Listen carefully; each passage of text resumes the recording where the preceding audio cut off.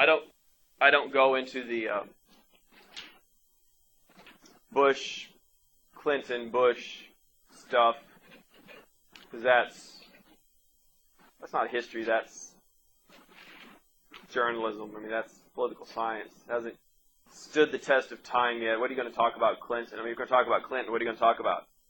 Talk about a blue dress with a stain. I mean, that's what you're going to talk about. We don't want to talk about that. So let's talk about Nixon with civil rights and pick up where we left off.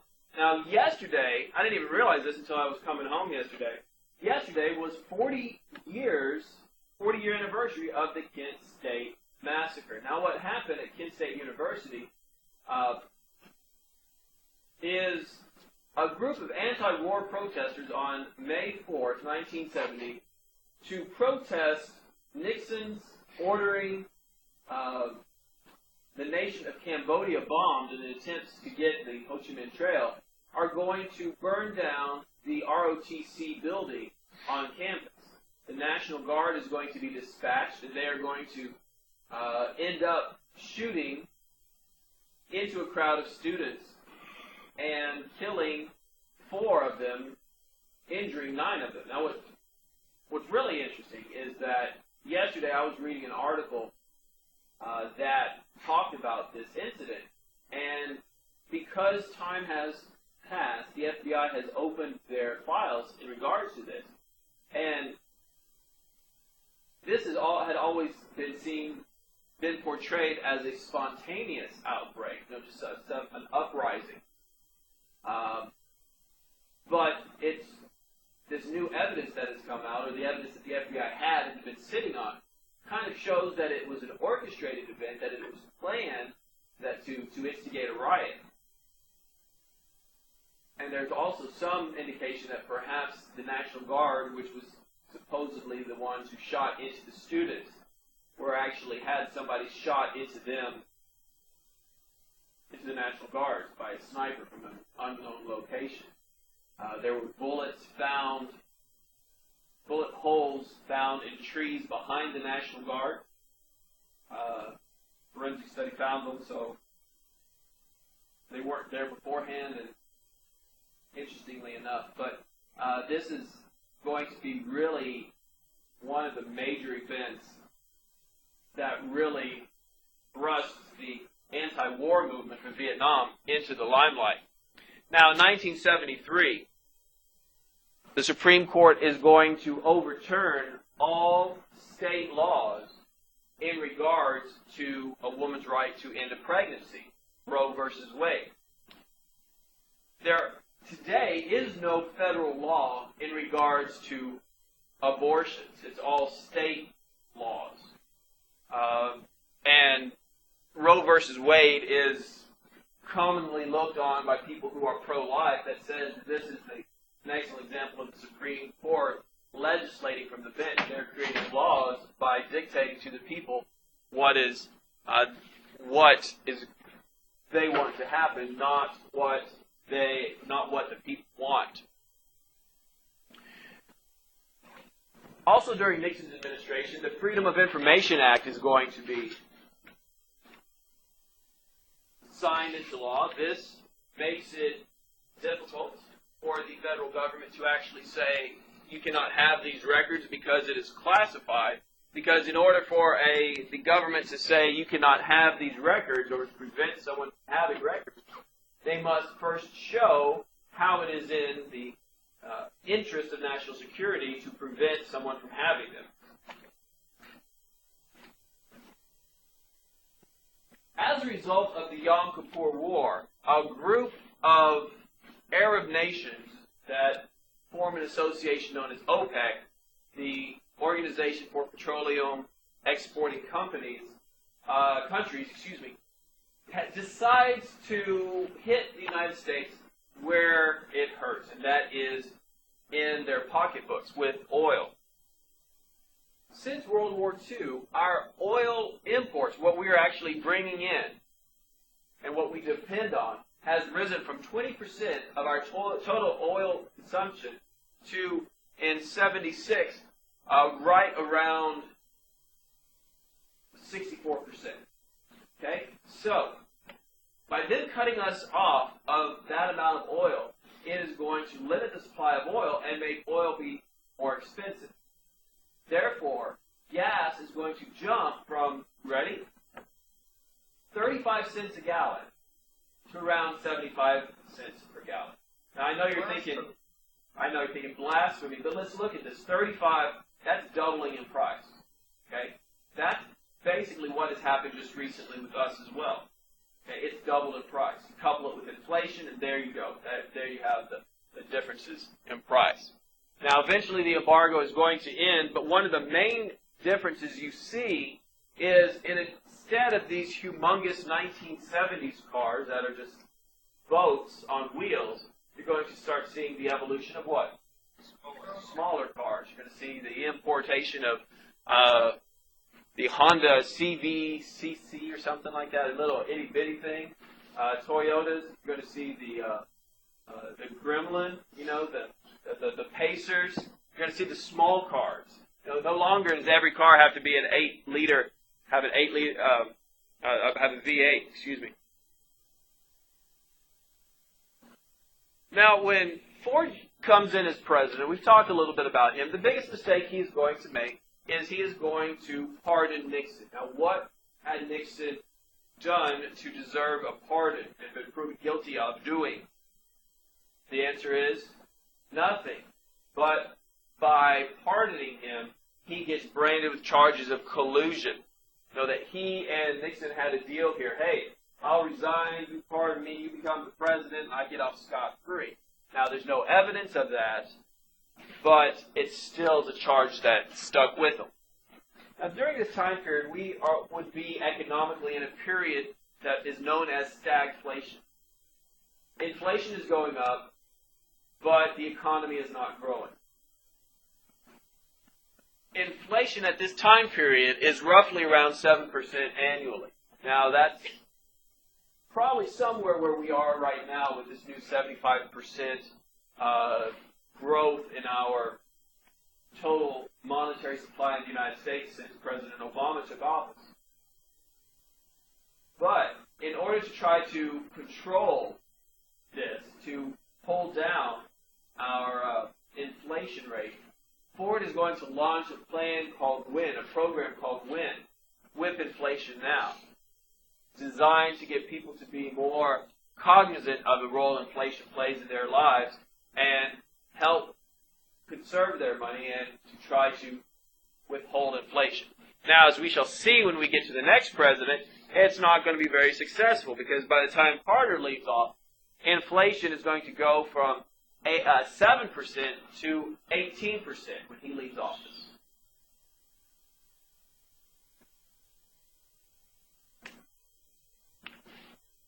Now, when Carter comes in, president, he's going to have a major civil rights victory when he chooses to be the United Nations ambassador for the United States, a young disciple of Martin Luther King Jr. named Andrew Young, first African American to be our United Nations ambassador. He's also going to offer amnesty to all those individuals who dodged the draft during Vietnam, went to Canada, or like a previous president of the United States, went to Moscow and protested the United States' involvement in Vietnam at Red Square. Who was that? You know? Which president was it? Dodged the draft and went to Moscow instead, and Bush was not Bush. It was Clinton. Bush was in the National Guard.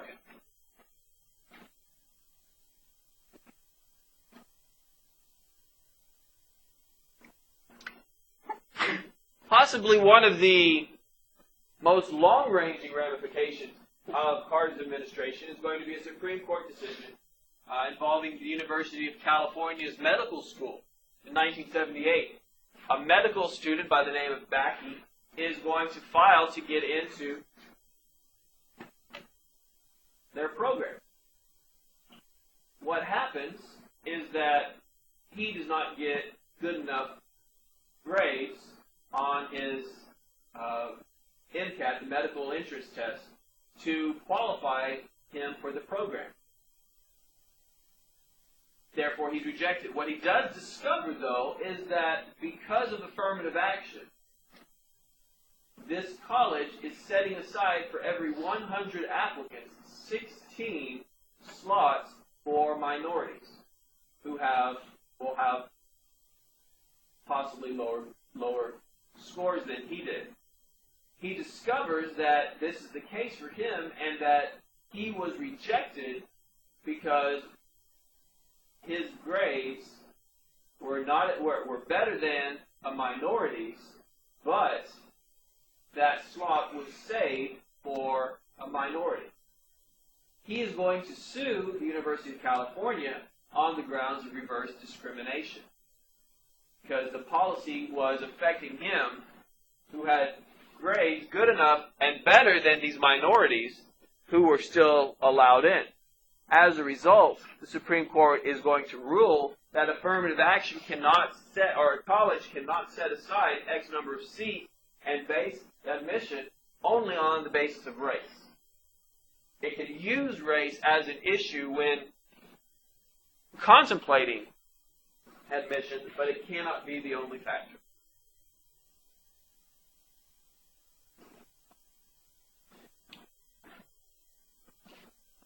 In 78, the Middle East is going to erupt again, and although there is not going to be an oil embargo, oil shipments to the United States are going to be curtailed, and there's going to be another oil shortage. I actually remember this one. I have these vague memories of waiting in line at this one gas station going to my hometown in Brenham, where there's this bizarre curve that you go up to a gas station. And I remember being parked with my parents about 15, 20 cars deep. And it wasn't a parking lot. It was just, like you're waiting in line for something. And you'd wait until that car was finished at that pump, and you'd move up, pray you don't run out of gas. Get there. Now, with his economic policy stalled and with his energy policy stalled, Carter is going to pull his advisors and take them all to the presidential retreat at Camp David, where they're going to come up with a new, hopeful plan to deal with this latest energy crisis. They're going to emerge 10 days later saying that they are excited, they're wonderful, they've got these ideas. And what they're going to do then is they're going to start off the whole program by announcing it on television, in which Carter is going to go on television and he's going to give a speech in which he says that he realizes that the American people have lost confidence in him. That he realizes that the American people have lost confidence in the American government. And that this crisis of confidence needs to be fixed, and that we need to do something about it. The problem is that once this is over, probably beforehand, 90% of people didn't have a crisis of confidence in Carter or the government. But when a president goes on the air and says, there's a crisis of confidence, you believe this. This is what you believe. This is what you feel. After that special is over, the telecast is over, what's going to happen? They're going to have a crisis of confidence. Couple 18% inflation, couple that with an economic downturn, couple that with energy problems, and you are not going to have a very popular president. By the time he leaves office, his popularity is going to be in the 20s. Okay? That's not as low as Nixon was, and George Walker Bush actually had a lower than he did, than Carter did in Bush's second term.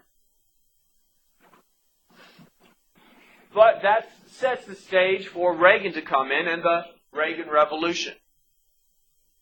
As soon as Reagan comes into office, there is going to be an air traffic controller strike. You know what the air traffic controllers are? Those are the guys that direct the planes coming in on the computers. They go here, go there, things of that nature. Well, they were under federal law that said they did not have the right to strike. Okay? They did not have the right to go on strike. Well, they chose to go on strike anyway, demanding better pay, demanding better benefits, what have you. And what occurs is instead of dealing with them, as perhaps Carter would have, Reagan just goes in there and says, okay, you're all fired. Violated it, you broke a federal law, you're not allowed to strike, you struck anyway, you are all fired. Then what he does is he brings in the air traffic controllers from the Navy, Air Force, the Marines, the Army, and puts them in those positions. They have similar jobs in the military, so they know what they're doing to keep our flights running. And then what happens is he has new air traffic controllers trained. And these new air traffic controllers will then take the place of the military ones. Now, because he did this, no member of the Air Traffic Controllers Union would get their job back. And the union itself is completely destroyed. Talk about breaking up a union. He did it with one fell swoop, right out the gates. But he sets the tone for what is going to be accepted. As soon as he comes into office, he sets a goal of cutting taxes 30% across the board. Believes the United States is too heavily attached people. So 30% across the board, boom, saves money. Now, at the same time, he's going to raise spending for military improvements. So Carter had cut military spending. He is going to return it, and he's actually going to get more money spent in that regard. He's going to lower government intrusion into American lives. In some instances, there were several cases in which the federal government was pursuing charges against AT&T and IBM for being too big, being a monopoly. He's going to drop those.